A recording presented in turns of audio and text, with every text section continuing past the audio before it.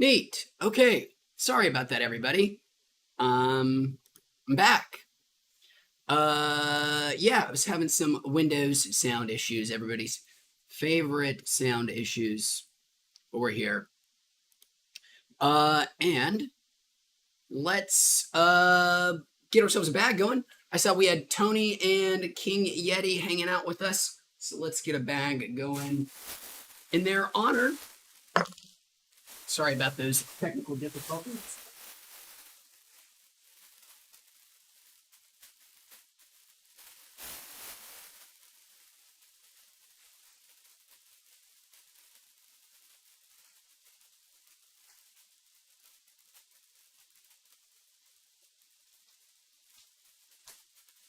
Right.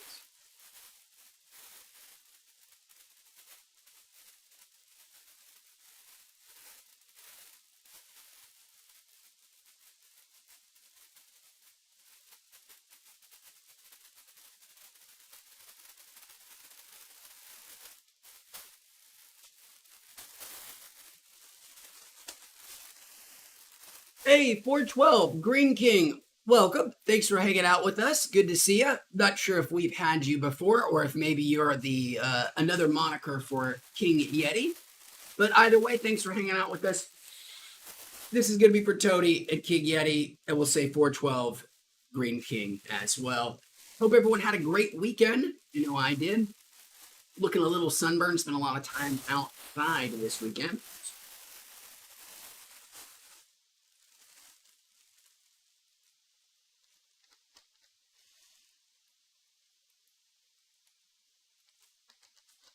I watched about 30 seconds of water polo, sport I'd never watched before, and a sport I assume I'll probably never watch again.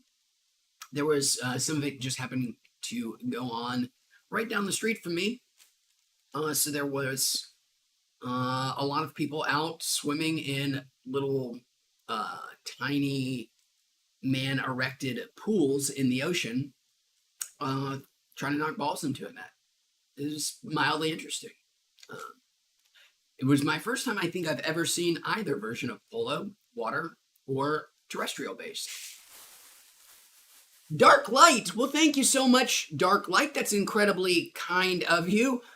Interesting question, Dark, and I'm not sure that I know exactly what to make of it. He asks, and again, thank you very much. He says, any thoughts on NyQuil alcohol 10%? I don't have any particular thoughts on NyQuil alcohol. I don't have any real thoughts on NyQuil at all. I know that they had I guess most like cough syrups, most things have some measure of alcohol in them. But Any thoughts on NyQuil alcohol 10%? I didn't know my chat software did that. Nobody should be abusing NyQuil. It's probably very bad for you. I had a suite mate one time who accidentally, in college, who took too much NyQuil, wanting to go to sleep before finals, and had an interesting night. He was totally fine, but it was a fun night for him, to say the least. I think my fly is unzipped, so I'm going to sort of tactfully zip it up, and you guys will never even notice that it was down. Maybe if you rewind the clock, you will notice, but I did it without anybody ever catching me. How cool is that? So no alcohol. NyQuil alcohol, 10%.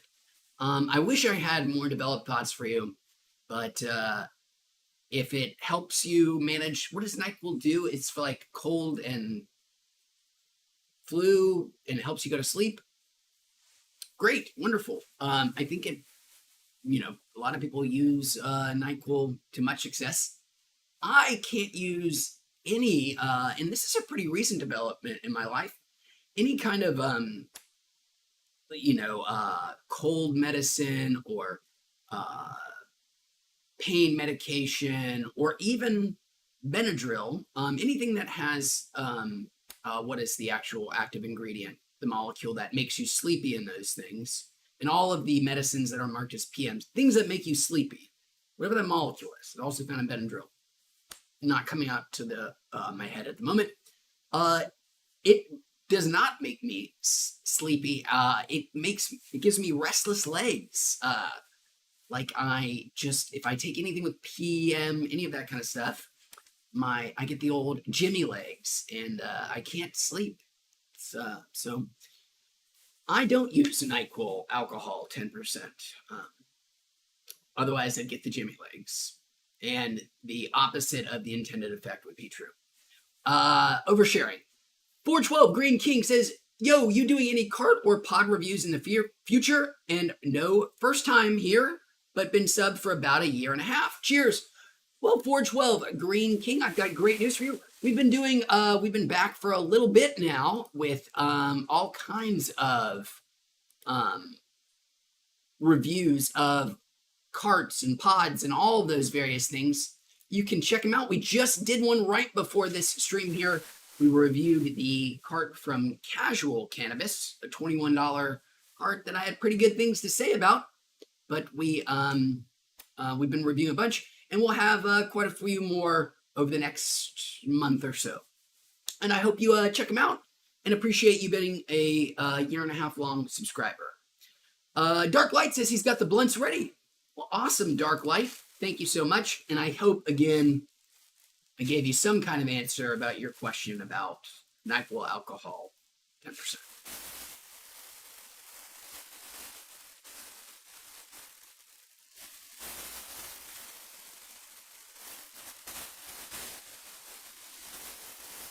Well, Dark Light, this next bag is going to be for you, and your very kind donation.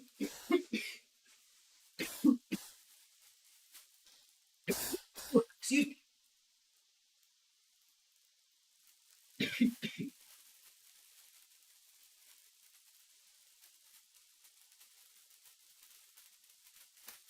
Dark Light, well, thank you again so much. Dark Light says, in California, in 2019, carts were messing heads up. Yes, that is true. That is very, very, very true. Thankfully, I'm sure there is still some of this going on. It's just being underreported. The story has moved on, but mostly it's good news. Mostly it is the result of... In California, 2019 cars with messing heads up. I love that it reads that out loud. That's so wonderful. Yes, the reason you are not hearing so much about it is mostly a product of the fact that it's just not happening anymore. The reason it was happening so much is two factors. In the year of 2019 and early 2020, it was also happening then. It's because, one, there really were a lot of people getting sick from very cheap, unregulated carts.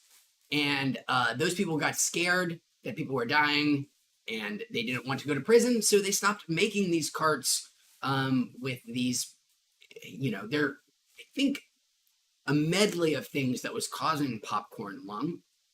But vitamin E acetate was a big one. So very few people are using these cheap additives anymore because they, A, know it will make people sick, and B, nobody wants to go to prison.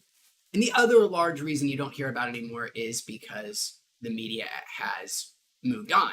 Both it was being over-reported on in 2019 and 2020 in that things that weren't popcorn lung or weren't related were being reported as this. Because everything gets kind of covered under that blanket. And now in 2022, the cases that are left are being underreported on because it is no longer, the big story of the day. Even though I would be pretty sure that there are still some people who are getting sick off cheap vape products. I assume there must still be a market for ultra cheap stuff. I certainly hope not. I would love to be wrong, but definitely not at the same volume that they were in 2019, 2020. Thank God. It was bad. It was real bad. It was a fucked up way to die, a fucked up way to get sick. And people should know better. Dr. SJ, Dr. Smegma Jones says, about to take my first blinker of the day, Blue Dream plug play. And he's going to take his dogs Pumpkin, Lexi, and Piper to the park after the stream. That sounds so wonderful, Dr. SJ. We'll have a future bag or dab ready for you, my friend, as always. We got this one for Dark Light here. And Dr. SJ, I'm genuinely curious if those are the names of your delightful, wonderful pups. If you've got 3 dogs named Pumpkin, Lexi, and Piper. Because those are 3 wonderful dog names. A dog named Pumpkin is a dog that I don't even have to see to know that I love. I love great dog names. And Pumpkin, Piper, and Lexi, top notch. When I go to movie theaters, a dab pen in my seat. Tony says, about to play Forbidden West. Well, Tony, I hope you enjoy it, man. I'm curious what you thought of Horizon Forbidden Dawn, the first game in the series. If you loved it. And I'm curious what you're playing on, by the way, as well, Tony. If you are playing on a PS5 or one of the PS4s. Because I have heard it shockingly plays great on a PlayStation 4, which is hard to wrap my mind around, knowing how goddamn good it looks on the PlayStation 5. I mean, it's a real stunner. And Tony, the game is just never not fun to me. I loved it. I think it gets a little caught in the weeds in its narrative later on. Really shoots for it. Not, and I don't mean that necessarily as a bad thing, but the game is never less than fun. Like that whole loop of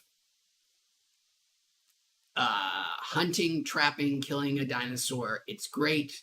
It's great. And it's weird how few people have caught on to it yet. Like, there are 2 huge genres out there.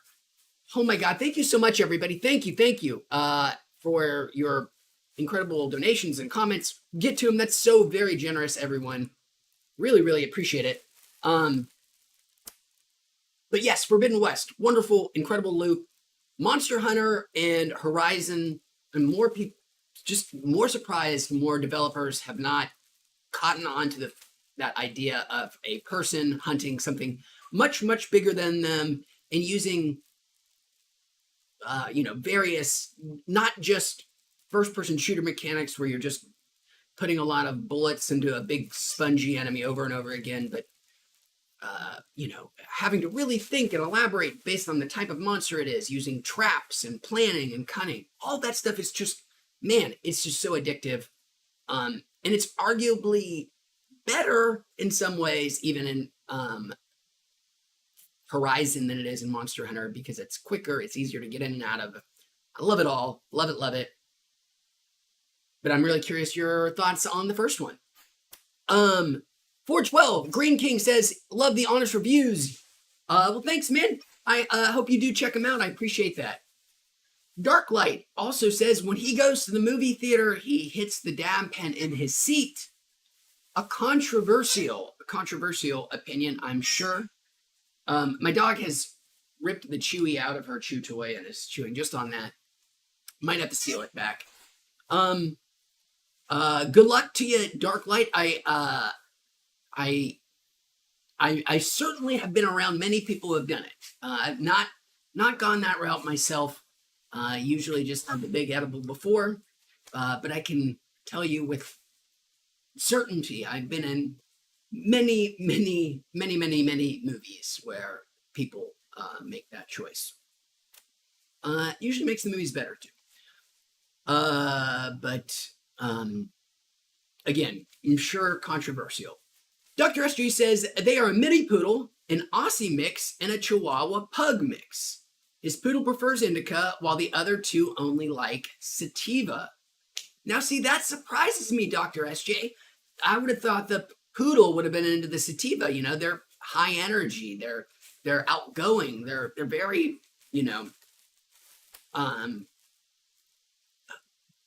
what would you call it? Not necessarily, they're not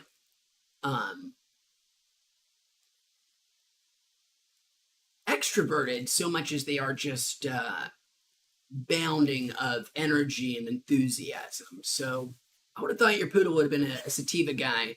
And the fact that your Chihuahua pug is into sativa just is backwards to me. But dogs are crazy and they're going to like whatever kind of weed they're going to like. They're always going to be defying expectations in that way. And Dr. Smegma Jones, I would expect your dogs to defy every kind of expectation that one could attempt to put upon them. Sounds like a really cool clan. Which one is named Pumpkin, Dr. SJ? Is it the Chihuahua Pug mix? That seems like a good pumpkin. Dr. Light says he keeps it subtle. That makes sense to me because otherwise you might have some angry managers, I'm assuming, coming up to you.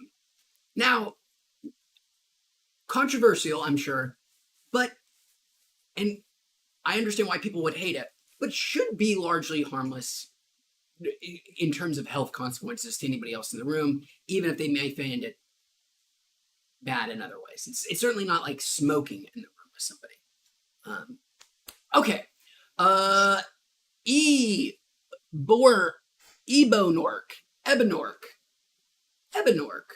I'm sorry if I'm getting that wrong. Says, hi, Wheats. Have you heard of the Steezy solventless pods?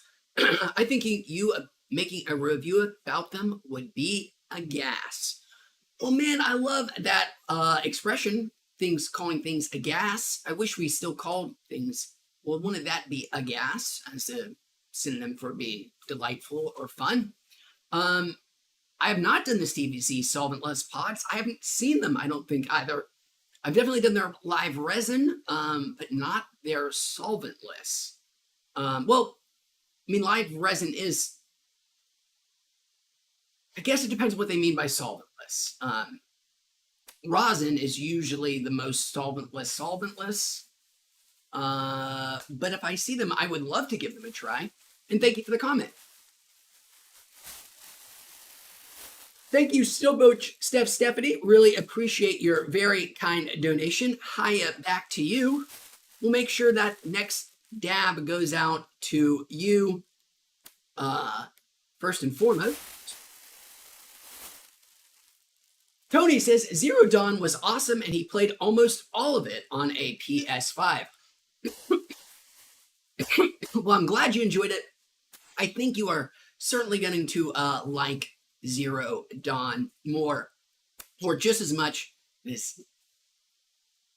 feels kind of like the Assassin's Creed 2 of the franchise already, in that it's just like all the things in the first one that you loved, and many of the annoying things jettisoned, but all the stuff you loved amplified up. Just a great sequel. So much fun. Way new, fun, cool, big monsters to fight. Blows out the world in a huge way. I mean, the scale of it is... The map just keeps going in Horizon Forbidden West. I'll stop talking about it for a little bit because I've been ranting about it so much, but I really hope you enjoy it. Last thing I'll say about Horizon is I'm so cautiously excited for their VR game, the most shown PlayStation VR 2 game yet. It is not going to be like the Horizon games in that it's not certainly going to be open world. It looks like what is kind of this I don't know what you would call it. It's a VR genre specialty, mostly only found in VR. Quasi on-rail shooter is, I guess, what you would call it. Just like old light gun arcade games where you follow a track, you stop every so often and shoot the stuff that, is on the screen. Kind of like that. These are very popular VR games that you move down a fixed track, stop, interact, and it looks like Horizon is going to be that way. And while that sounds so limiting and like that doesn't sound like the Horizon that I love, where you can go to any of these infinite vistas and all of these tremendously cool places, and the traversal is just as much fun as the combat. all of that does sound kind of like a bummer that you're on this fixed path in this Horizon game. But if they can nail that sense of like, you are this, 5.5 foot tall human fighting a 30 foot tall woolly mammoth robot beast with nothing but weapons that could be constructed by, humans 10,000 years ago. Could be great if they nail it just right, but little worried. Fingers crossed. All right, moving on. Eric, welcome. So glad to see you again. Eric, how are you doing today? Cody correctly lets us know that calling things a gas is in and of itself a gas, which then makes that what is that when you the description of this object. Oh boy, I'm just gonna abandon it. We're talking an ontological argument. Is that it? I think not argument, but discussion.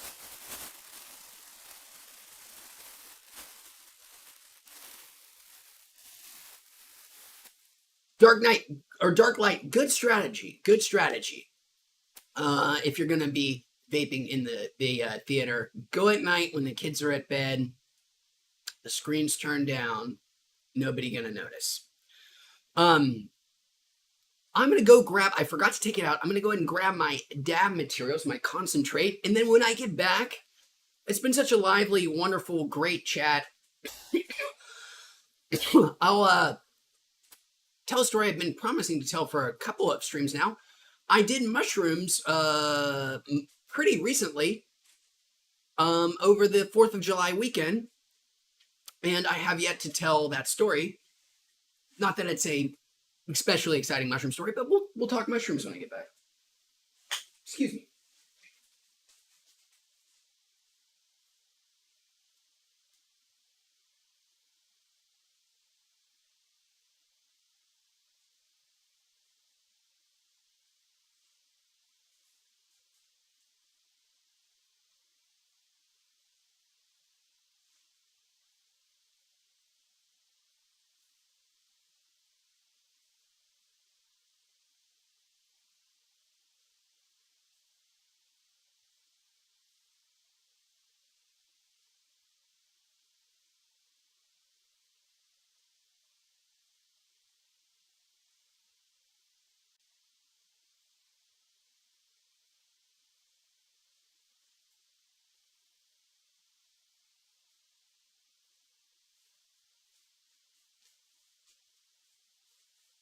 Well, maybe no concentrates. Couldn't find them where they belong. Let's get another bag here. I'll be back. I'm going to take one more look. Excuse me for a moment.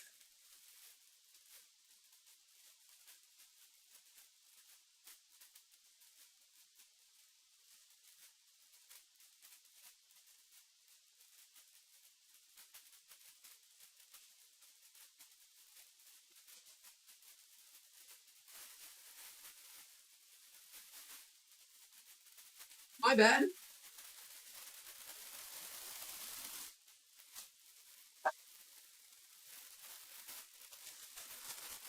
Well, I've misplaced my concentrates for the moment, guys. I'm sorry, so we'll just have to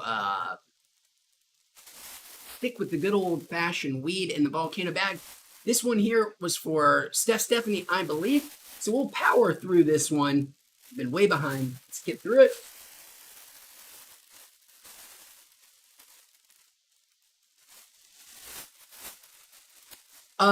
Tony makes the comment that Forbidden West uses the PS5 controller's haptic feedback.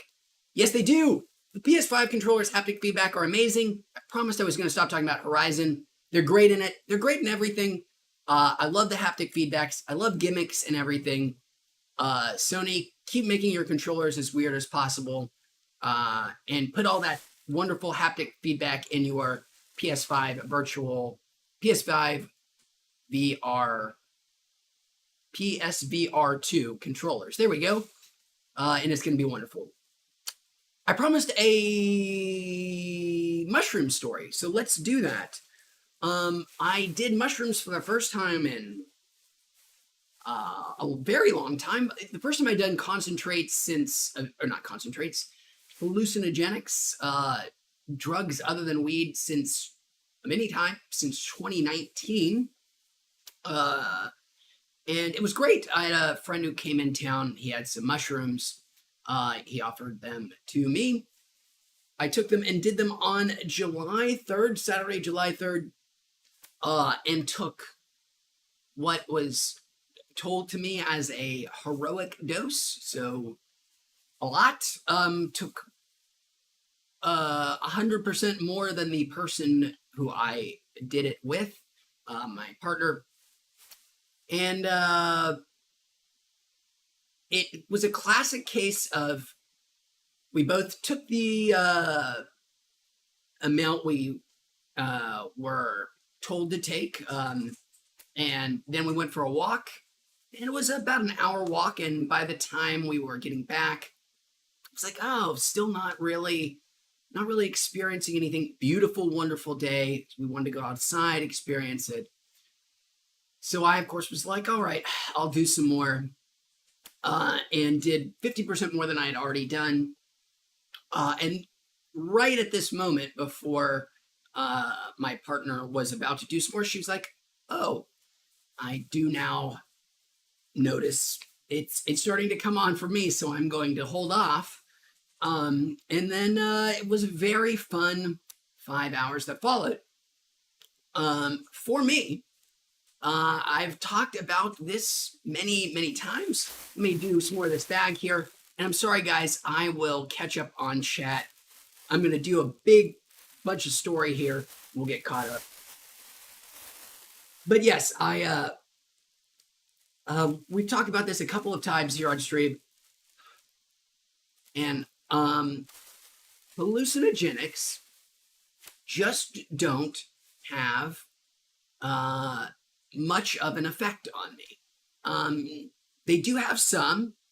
I have done LSD and mushrooms. I've done LSD 3 times, and this would be my second time doing mushrooms.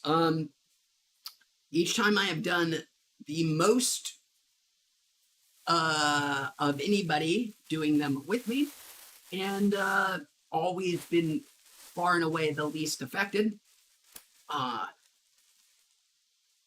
I don't want any of this to sound conceited or like, I don't know how to make it not sound, I don't know, like I'm trying to bloviate, or not that would be a reason to brag, but I assume that if you did a biopsy, or if you autopsied after I died, and you went into my brain, you would find that there is something missing in the cannot experience certain states, mental states, when under the experience of hallucinogenics. I don't trip at all. I don't see things. I don't have really any visual distortions, no audio distortions, nothing resembling visuals.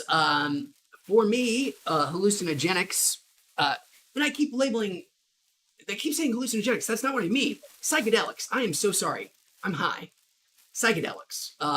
So I've done them, a half dozen times, always more than others, and always the least experienced, or have the least, far and away, the least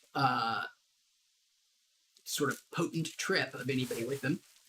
But I'm not saying that my experience with psychedelics are bad or boring or disappointing. I absolutely have a great time with them. I just never have what anybody would call a trip. And I also don't ever have any, which means that I will never be in danger of having anything resembling a bad trip. There's never any ego death, or even really let me put it this way. I have never been on any kind of a psychedelic and never been comfortable riding a bike, going into a store, having a conversation with somebody. I've never been like, there's never been a time where I've been on a psychedelic and wouldn't have felt comfortable having a conversation with like my bank, if that makes any sense.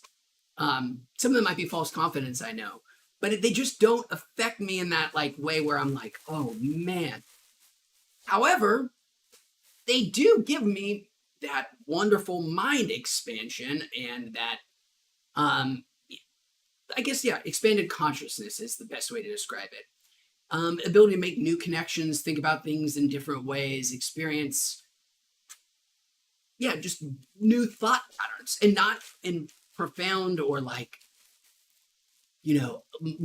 my mind is blown, all these cosmic connections. Not that at all, but in that way that like listening to audiobooks is even more fascinating to me because I just like my memory sort of gets better. I make better connections to things that I've already know about. My thinking kind of clears up a little bit. It's wonderful for me, but it does not resemble tripping in the slightest. So I loved doing mushrooms.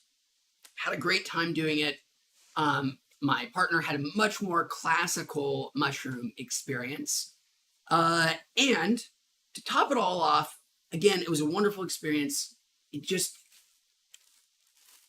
opens my thinking, just makes everything a little bit more fascinating, makes connections a little bit easier to make, which is stuff that I just genuinely love. So before we planned out our day pretty well. We wanted to make sure we had the optimal mushroom experience because we were going to do,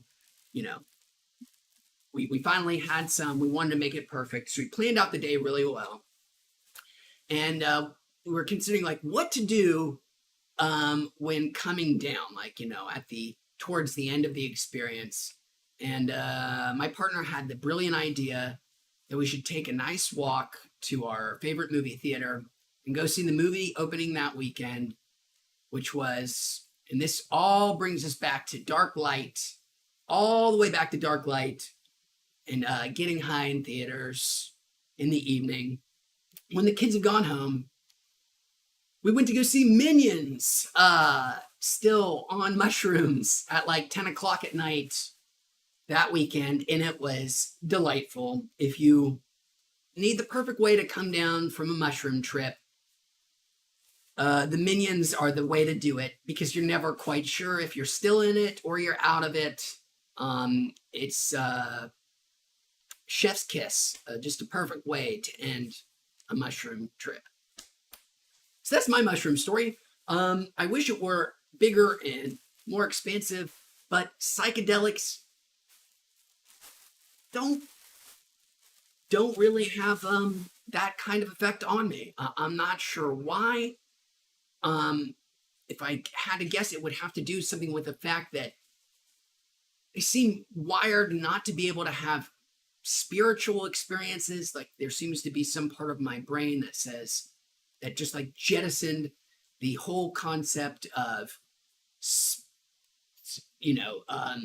again, spiritual experiences, which seem to be generally hardwired in humans to have things that we call spiritual experiences, which again aren't, not that spiritual experiences are real, but to have these states of expanded consciousness or believing, this, that, or the other, for whatever reason, doesn't seem to be there for me. And if I had to guess, it probably ties in with the fact that the more trippy parts of psychedelics just bounce right off me. But I still find them wonderful, and I look forward to doing them again in the future. Okay, I promised to get caught up on chat, and I promised to get through this bag, which I did not do.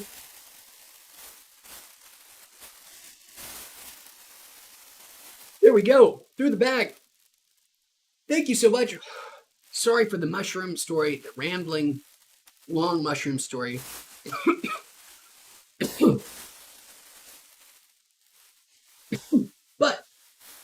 I want to get to another bag and talk about drugs one more time before moving on to something that isn't drugs.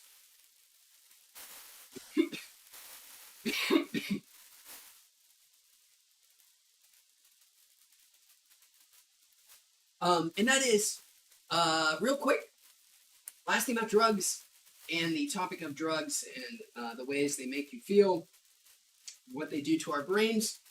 It is not that I am incapable, so I keep saying psychedelics have no effect on me. I don't seem to trip. I don't seem to have this, I never feel the oneness with the universe. I never feel connected to everything and everyone. For me, it's expanded consciousness is I guess what I called it, but that might not be great because I don't want to oversell it. My consciousness doesn't expand past me. Expanded thinking is really the better way to describe it. Just the ability to make, more novel connections in my thinking is my psychedelic experience. However, the capability of having something like ego death is still very, that can happen to me. And even having hallucinogenic experiences can happen to me. It's just that psychedelics don't. And both of these things I find both reassuring and a little frightening to know that, no matter how hard I try or believe that my brain can be hijacked. I've had sleep paralysis twice in my life. Don't need to go into the story again, but that proves to me that I can hallucinate because even consciously being 100% sure that such things as demons and whatever don't exist, I absolutely 100% know that and knew it at the moment. But in the moment where sleep paralysis is happening to me, that is what it felt like. Again, even knowing for certainty at that moment, and of course, before and after, that is just not true. Your brain owns you and owns your thinking and can do things that, even though you can logically 100% dispel, it rules you. So sleep paralysis proves that, I can 100% hallucinate, can happen. And two, I can absolutely experience ego death, the 100% cessation of self. I have done ketamine before, and I experienced total 100% ego death, undeniable ego death. However, it was very similar in that the other parts that people experience when they go through the K-hole, and I've not done ketamine often, and I did it in with a doctor, so I had it, a professional experience.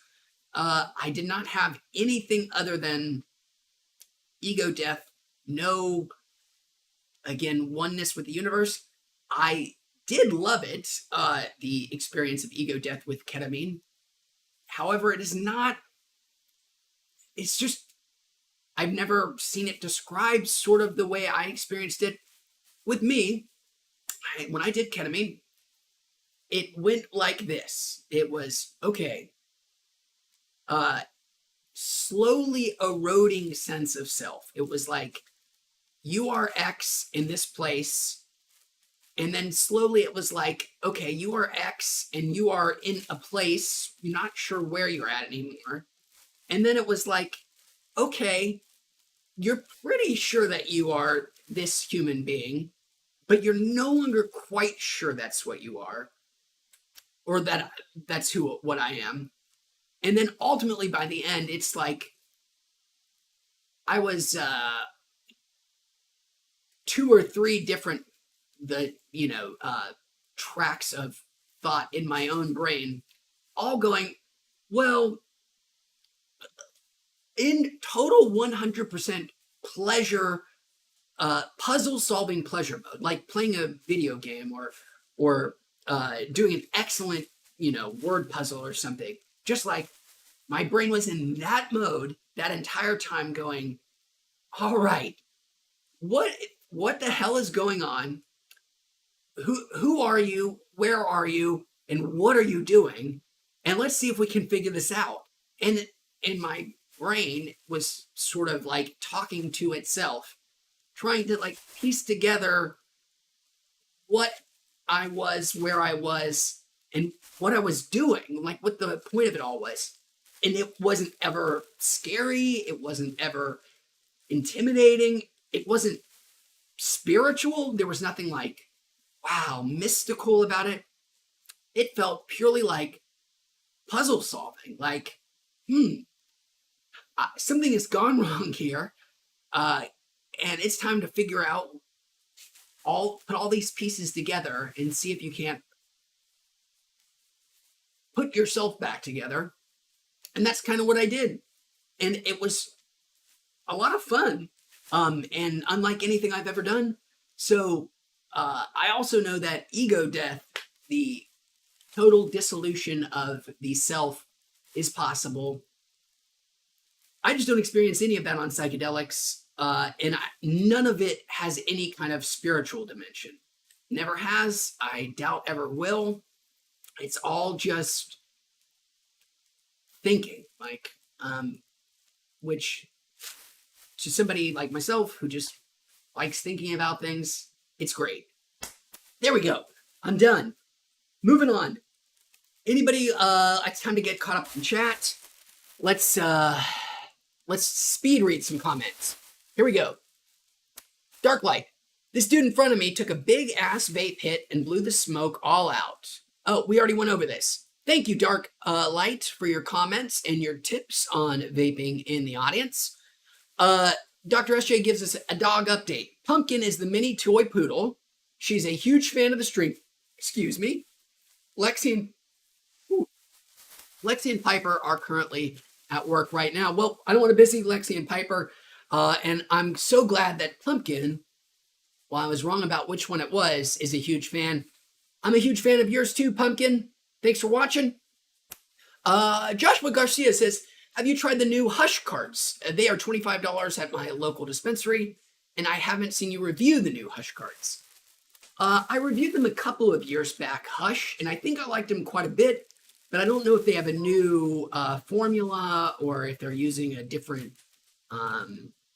method to make their concentrates. I'll have to be on the lookout, but I liked them when I did review them. Thanks for the question. Dr. SJ says, I never say this, but let's like the stream. Well, thanks so much, man. That's so kind of you, Dr. SJ. Shh, mute. Dog is barking. Tom, welcome back, Tom. So glad to see you. Tom's on the edibles are kicking in and enjoying his volcano. Right back at you. Go lie down, Ducky. King Yeti says, who doesn't love Tears for Fears? In reference to the cherry on top. I hope nobody. Tears for Fears. Totally wonderful band. And Everybody Wants to Rule the World. Top 10 song of all time? Yes, for sure. Everybody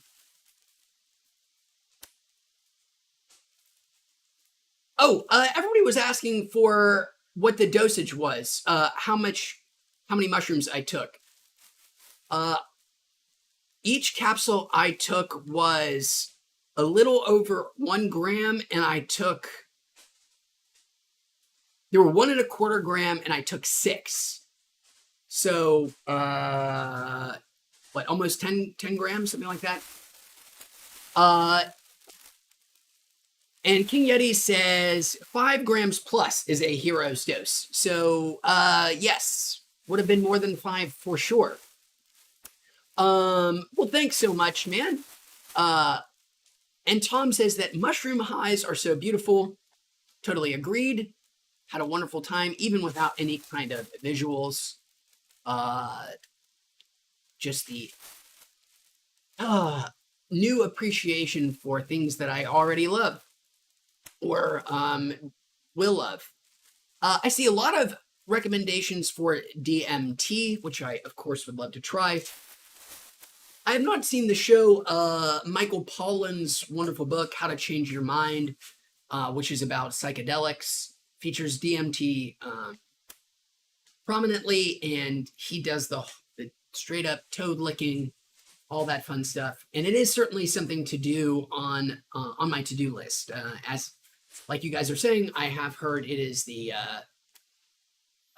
way to go for those who, really want the express chain to hallucinogenic town. And I think it is a hallucinogenic and not a psychedelic.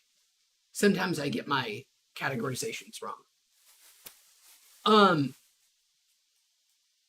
Tom A says he wants to try peyote. I would also love. There's nothing I wouldn't try that isn't physically addictive. I have no interest in trying anything that is addictive. The substance has some kind of chemically addictive element in and of itself, which thankfully hallucinogenics and psychedelics almost by a rule do not. Mushrooms, LSD, DMT, literally you cannot become addicted to them because they lose their effectiveness so rapidly and take such a long time for your tolerance to sort of unspool. They have these built-in mechanisms for not being addictive. There's very few drugs that I wouldn't try that seem to be, have a history of being safe and then are not addictive. Like, I have no interest in ever trying any kind of opiate or cocaine. No, thank you. And this is coming from a person who does not have a predilection towards addiction, which is fun to say. Daniel, welcome, Daniel. So good to see you. An OG13. Thank you both for joining us.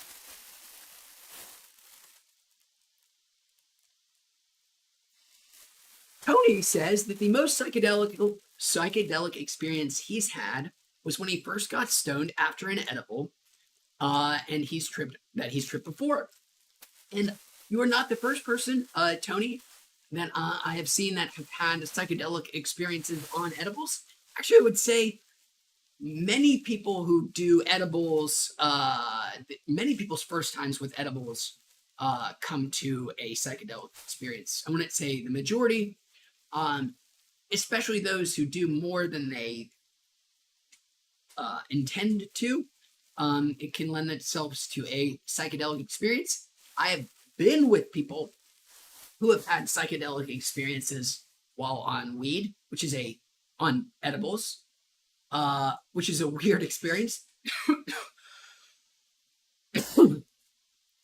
I, of course, never have had anything remotely like a psychedelic experience, even though the weed stuff that I enjoy the most are the stuff that fall under the umbrella of psychedelic, the expanded thinking, all of that wonderful stuff, less the I use it less for its healthcare properties than I do just the fact that I like being high because it makes things more fascinating. But yes, weed can absolutely be a psychedelic for people in big enough quantities, and never had that experience myself, other than time dilation, which again, just under the umbrella of psychedelics, even though it isn't what people think of when they say psychedelic. No visual trippiness. But anyways, I keep promising to get off drugs, which I will do very soon. Tom A, though, says he wants to try ketamine so badly. I had a wonderful experience on it. If you ever have the experience to do it professionally, and I'd say go for it. It can be, it was way more, I don't know, how would you describe it? Intense. Yeah, it was, in terms of, I've never experienced anything quite like it. All on a class of its own. Ketamine, which, it is a horse tranquilizer.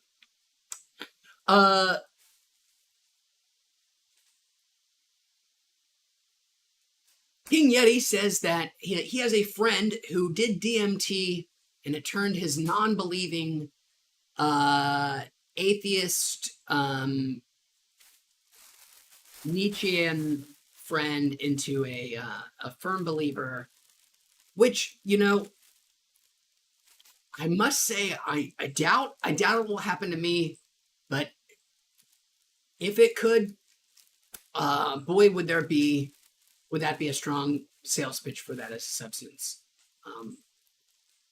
I just do not think I have the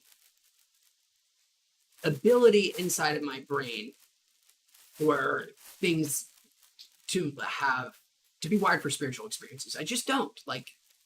But let's give DMT a try. Okay. D-Dog Woke Up says, welcome back. Santa Cruz. Our friend from Santa Cruz. Mr. Banana Slug himself. Alumnus, too, if I remember correctly. C-Dog P says, do you believe in time travel? Ooh, what a fascinating question. Let's finish this bag, get our final one from this oven, and talk time travel with you with C-Dog P. Let's go to some Bud Blazes.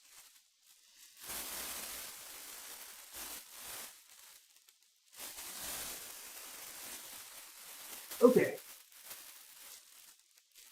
Next bag. This is going to be for Tom, Daniel, OG13, and of course, C-Dog P.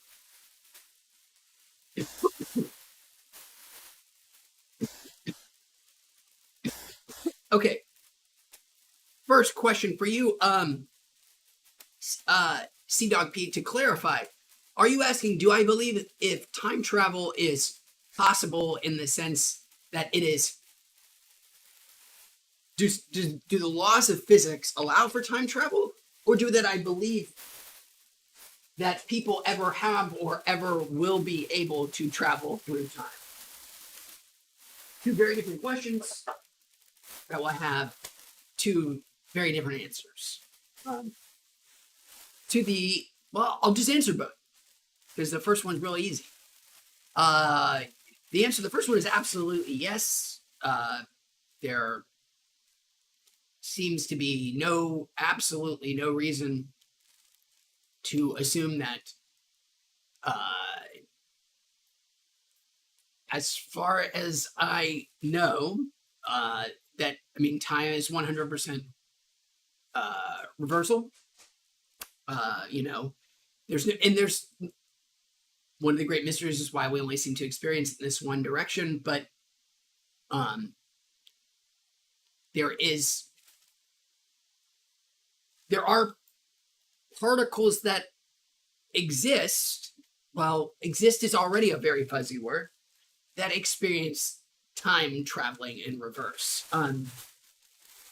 Photons don't experience time at all. Time is less a thing that exists and more a product of space than an actual thing.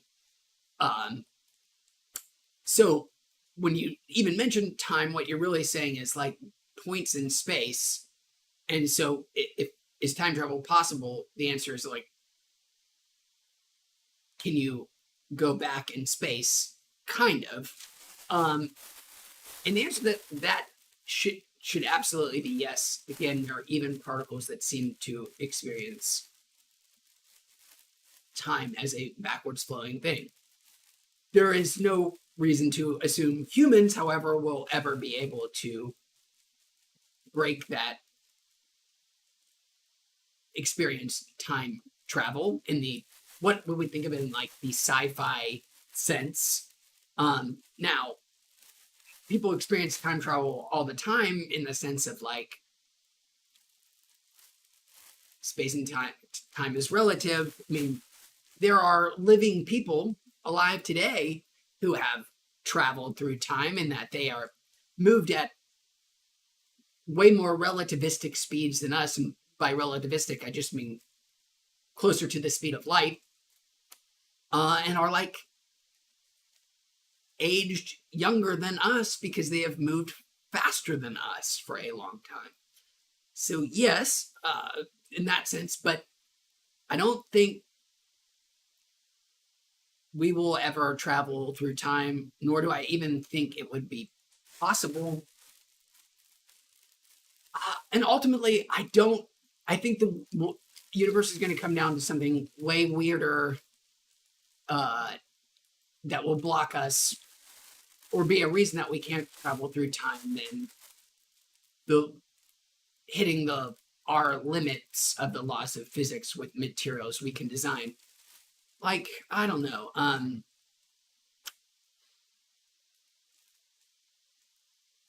It's a weird world, and we still know so incredibly, vastly tiny little bits. I mean, if I were to lay my cards out on the table, yes, we live in a simulation. Absolutely, we live in a simulation. I mean, which of course we live in a simulation of a simulation. Even if you live in a simulation, you're guaranteed to live in a simulation of a simulation. And so I assume at some point physics will have to take that kind of hypothesis as much more seriously than it currently does, and then use that framework to start rethinking things instead of things that now are going, well, that doesn't make sense, or that doesn't add up right. Because in physics, there are quite a few of those now, and in some huge areas where there are things where it's like, well, wait a second, this isn't what we thought would happen, or, well, wait a second, this isn't what we, should be expected. That maybe it's time to start going, well, maybe the whole foundation of those assumptions, i.e. the standard model, is probably wrong on some very fundamental way. And maybe some of those things that we're seeing as like giant flaws in the standard model of physics are instead like shortcuts. Like, I don't want to get too crazy deep in the weeds here. Everybody should read David Chalmers' Reality Plus. We've talked about it before. To go way super into this, but like, I think if we live in being in a simulation doesn't mean that time travel isn't impossible. In some ways, it makes it even likelier or more possible, but the ways that you would find those underlying rules would be harder. The universe is just weird, man. It's way weirder than we give it credit for or think about or even really comfortable with. Often it's but it's endlessly fascinating and wonderful. And to answer your question, no, time travel does not exist. Absolutely not. And neither does the electron. Fuck the electron. Doesn't exist. I say it's gobbledygook. Okay.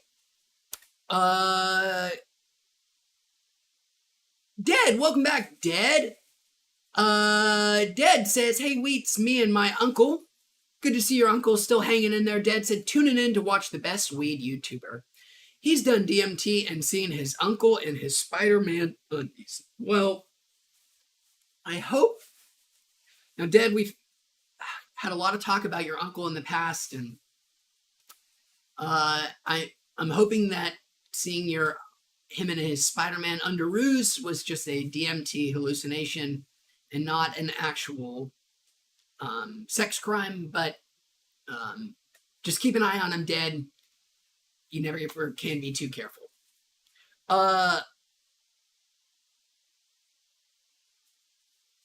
Sea Dog says, it's Is it possible? Seems like we're learning more about physics and microenvironments.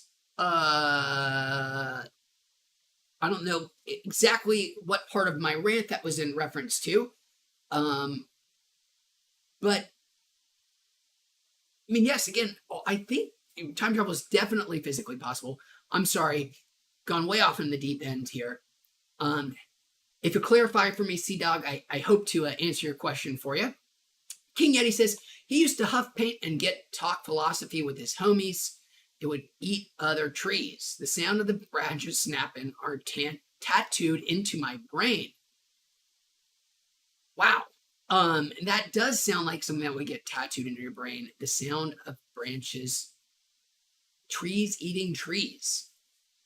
Sounds kind of terrifying. BVD, welcome, BVD. Enjoying some hummus with pepperoncinis. I'm doing fantastic, BVD. I hope you are as well. We got into some topics of time travel, but we're trying to navigate out. And maybe you can help us. Not that I don't like talking about time travel, but I'm probably too high to talk even remotely cogently about such subjects.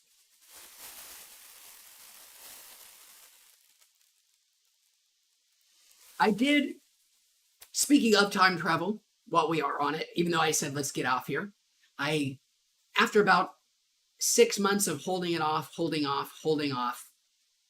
I've started the first sequel to, I think, my second now favorite science fiction book I have ever read, and one of the greatest works of just imaginative world building and genius ever encountered.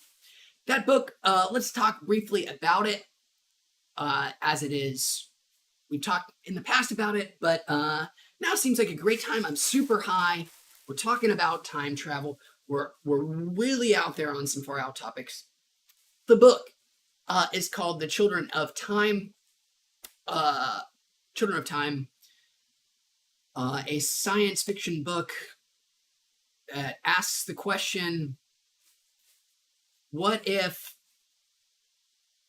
spiders were endowed with all of the benefits of humanity's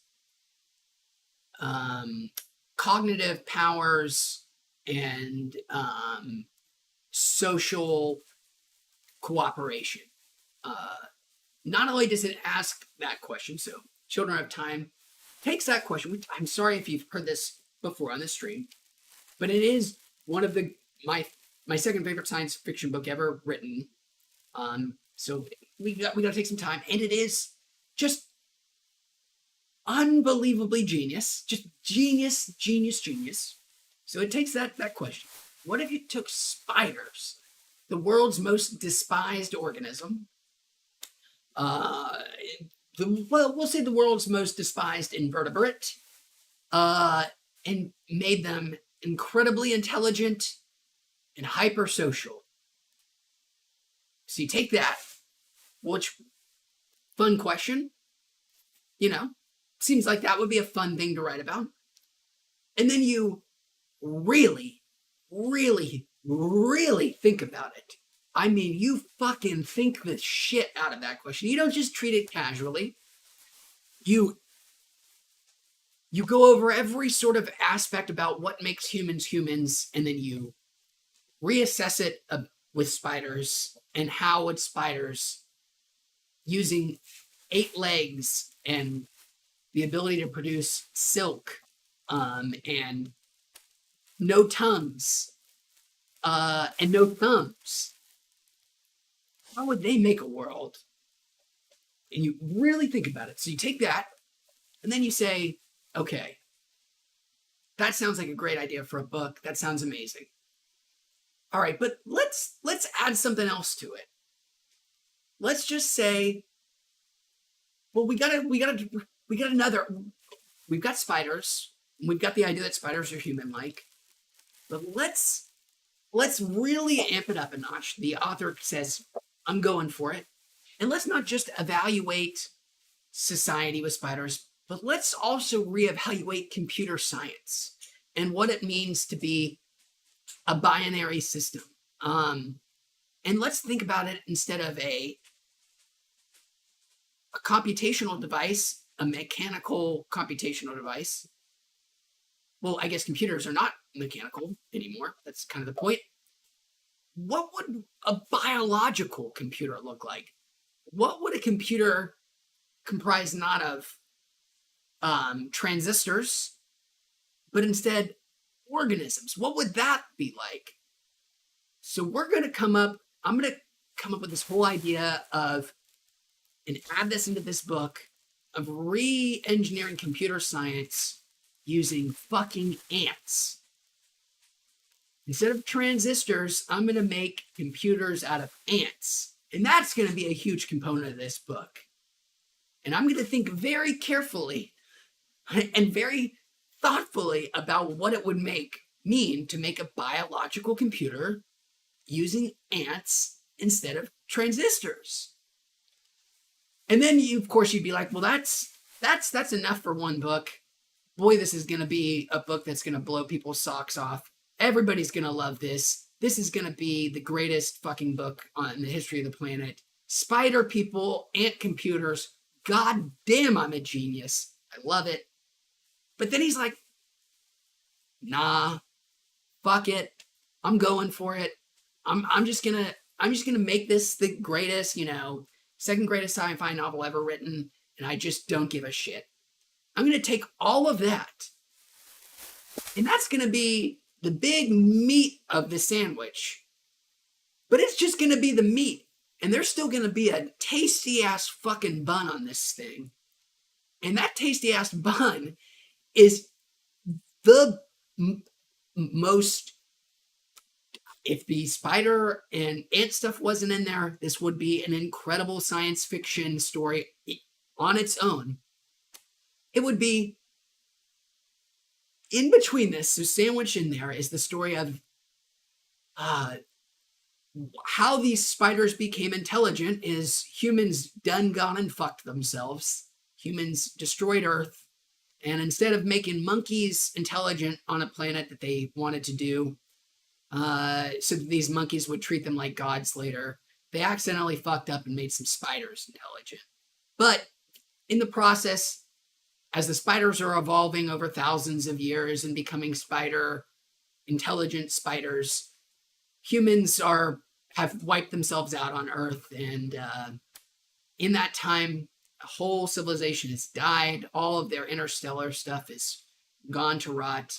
And in that time, an entire subterranean culture of humanity has rearisen from, like 10,000 people that survived this great war.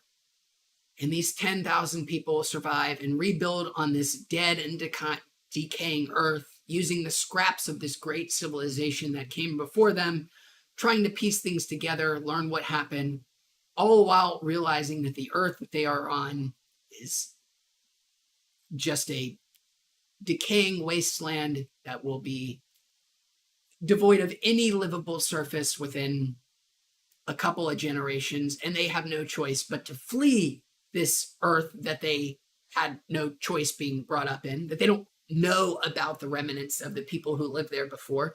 They don't know about the people who created a virus that could make spiders intelligent, because that happened 10,000 years earlier. And these are the children's children that don't share the same language, don't know anything about those people. All they know is they have to get off this dead and decaying Earth. And the one particular place they know that they can be able to go is this one planet that they sent out a probe to before. And of course, what's on that planet, unbeknownst to them? Spider people. Check it out. Children of Time. And I just I picked it up immediately. Just started this sequel, Children of Ruin. And my effing God, is that first 90 minutes?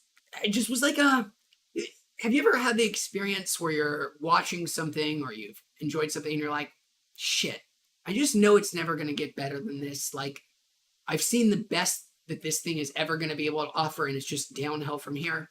I was afraid that the book wasn't going to be able to match in any way the book that came before, but the first 90 minutes, oh boy, did they put that to ease. Okay, I'm done talking about Children of Time and Children of Ruin. It was a wonderful rant. I don't even remember what we got talking about it.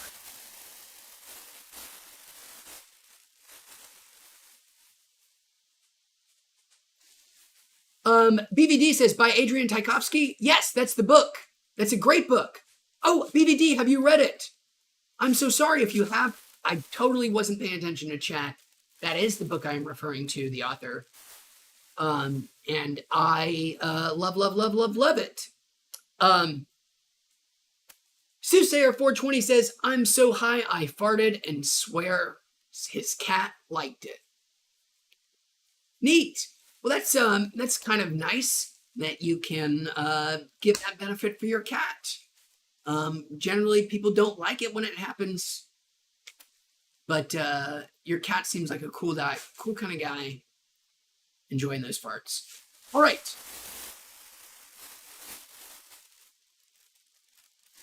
I'm so sorry again, everybody, about not having any dab material.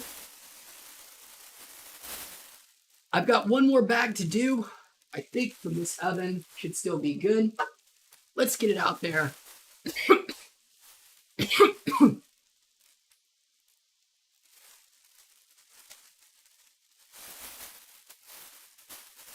Well, BVD, I'm curious. What are some of your favorite science fiction books? What are some of your recommendations? You seem like you've got pretty good taste. While we get this bag pop in here. Waiting.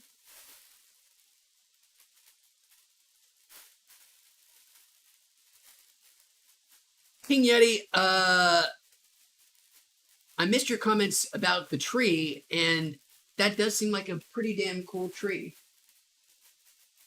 Trees can teach us a lot. The book that I haven't read that I should pretend that I have, Undertale,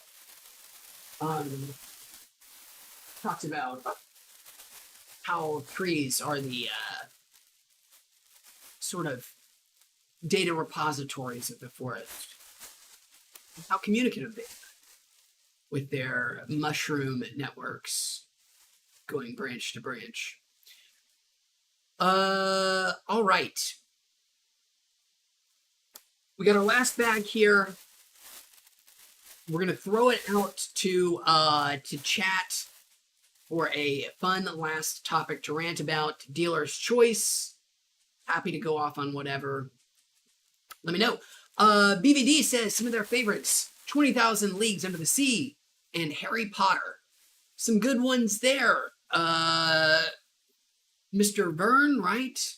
And Ms. Rowling, Mrs. I guess now. I've never read any classic sci-fi anything. As a matter of fact, never read my Jules Verne. Never read my what's the other big one from the not 20,000 Leagues Under the Sea guy? Not the more contemporary ones. Who's it's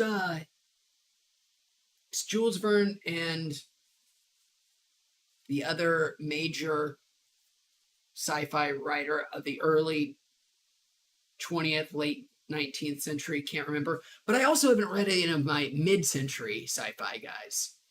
Except I have read Endless War and Endless Peace, Joe Haldeman. I've read those. But I haven't read my Asimovs. I haven't read my Heinleins. I haven't read my... I did read Fahrenheit 451, but I haven't read any other... what's his face? Ray Bradbury. I generally only read contemporary stuff.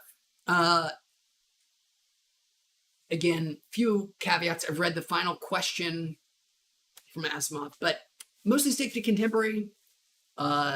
respect for the classics, but I find so much joy in reading stuff out right now.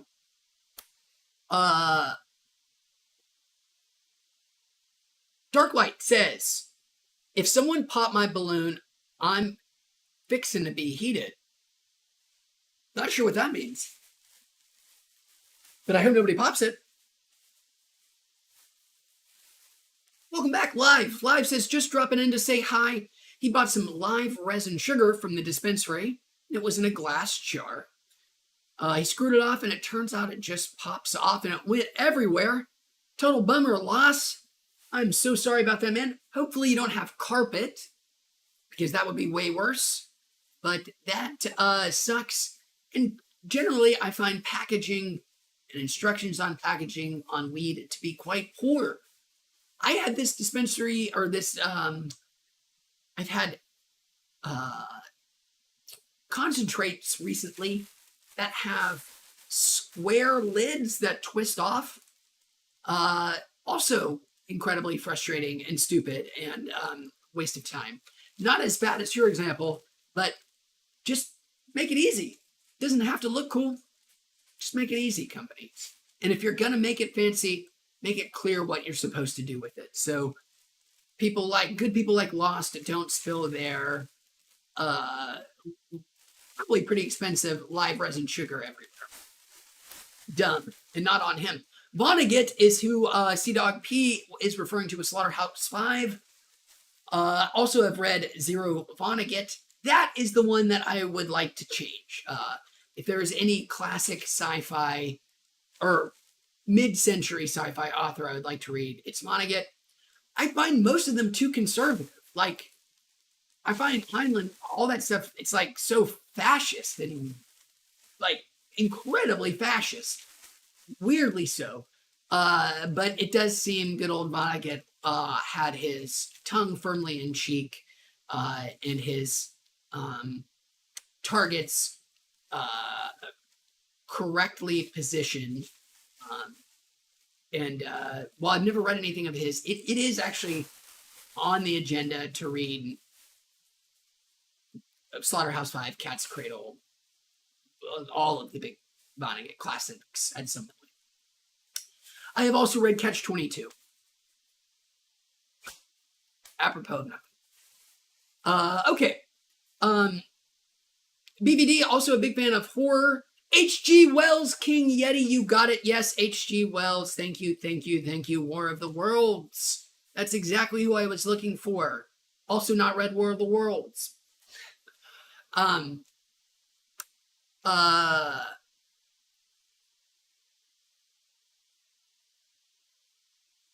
Well, Lost, I'm glad you managed to get 80% of it back. That sucks that you still lost 20, but 80's far better than nothing.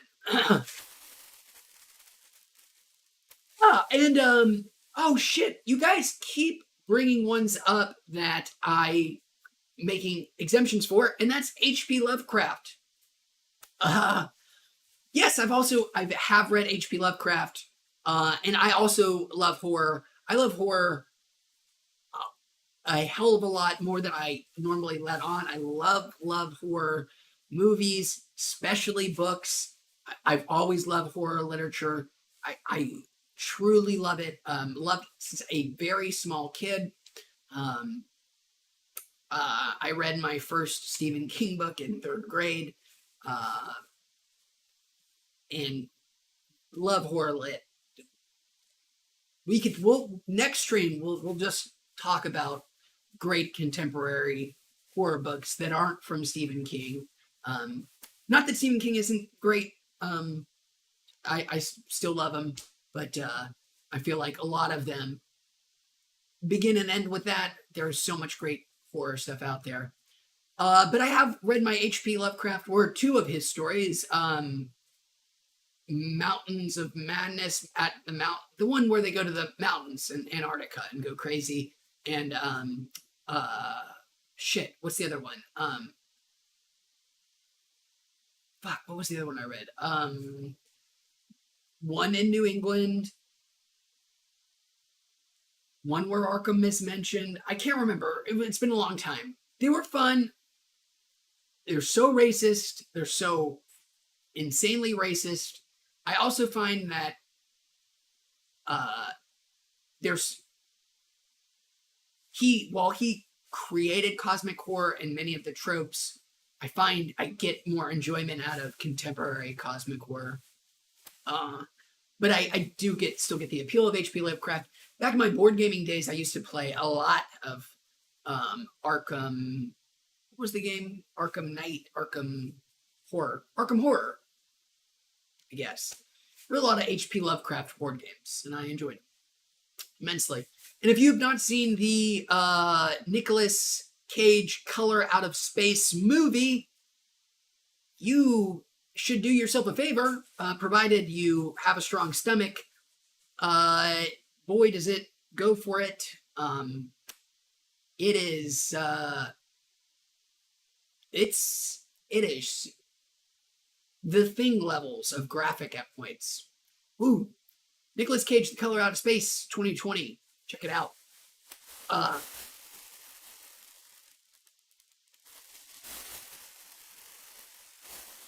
What is Dagon? I see you guys mentioning it in chat in 2001. I'm going to Google it real quick. The West Semitic god of crop fertility. I do not know it. It's a horror movie from 2001. Spanish. It sounds awesome.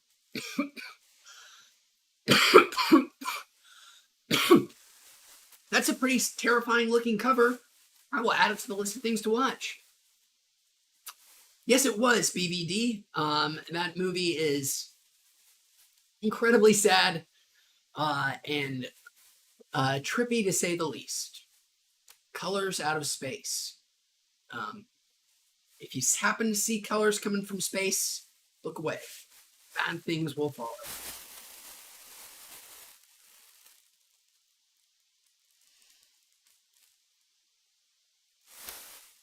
Sea Dog P says House Human Centipede, terrible. Never seen it.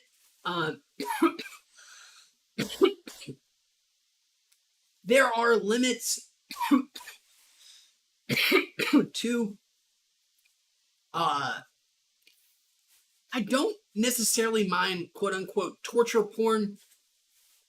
I don't mind torture porn movies necessarily a priori as a class. Like there's some of them that are not bad. I find the label a little annoying. They're never great, but some of them can be fun in the horror sense.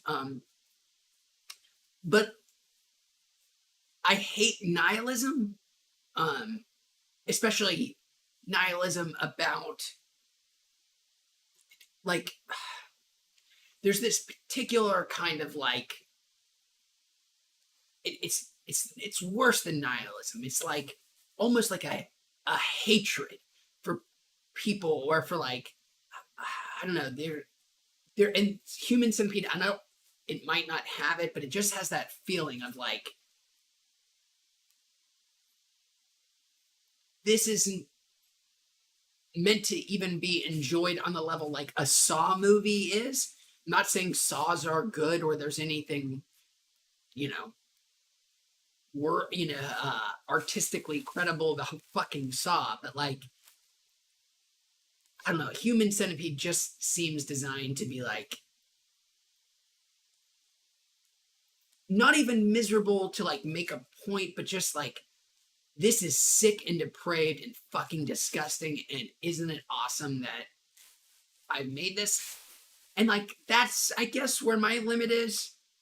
But it's hard to say where that line begins and ends, and if it might just be totally subjective. I often think the worst movies ever made are movies that are just nihilistic and meant to punish the people that are there to see them. All right, last topic. Darklight says the Human Centipede was so dumb, but the film itself was shot beautifully. Ironically. Okay. Well, that gives me some pause, and I do not mean to put it in this class. The worst movie ever made, to give you guys, I mean, this is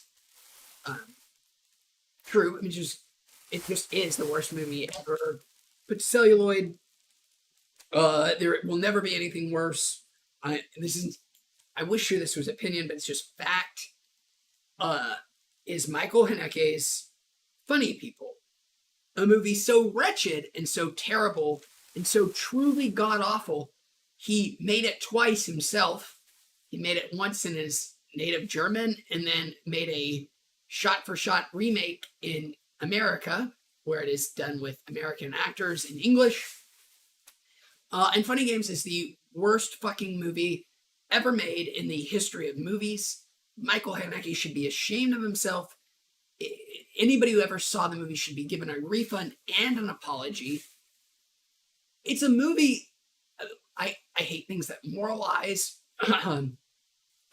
And there's never been anything that moralizes more. If you don't know what Funny Games is, it's a pretty on its face stock standard like home invasion movie.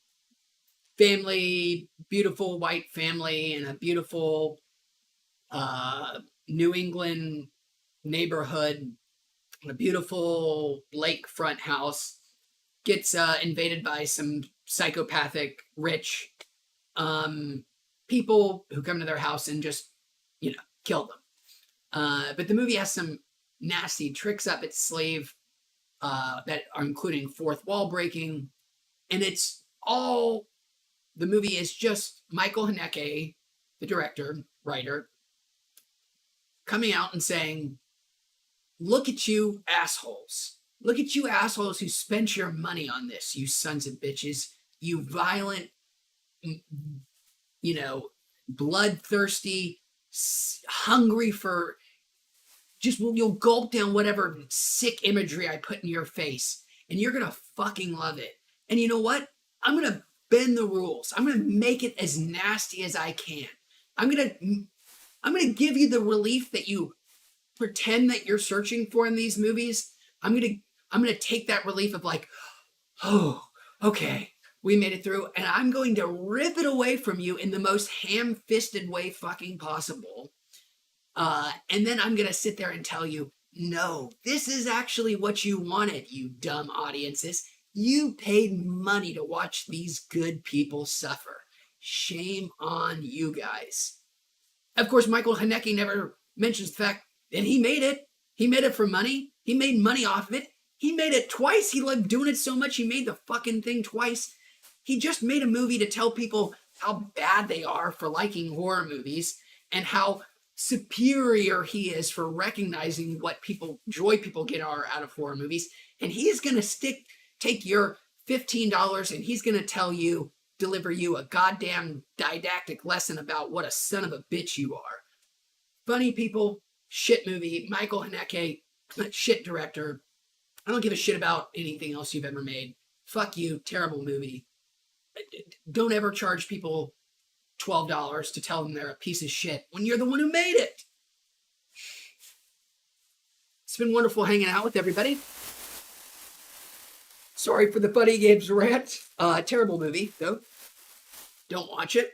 But what I do recommend is coming back and hanging out with us in the future because we have such wonderful people. King Yeti, BVD, Darklight, Lost, Tony, all of our wonderful friends, Tom A. It's awesome. It's been awesome hanging out. Sorry if I missed anybody in chat, but I'm afraid I got to run. We'll see everybody next time. I will be back for sure on Thursday, almost certainly Wednesday as well. See you then.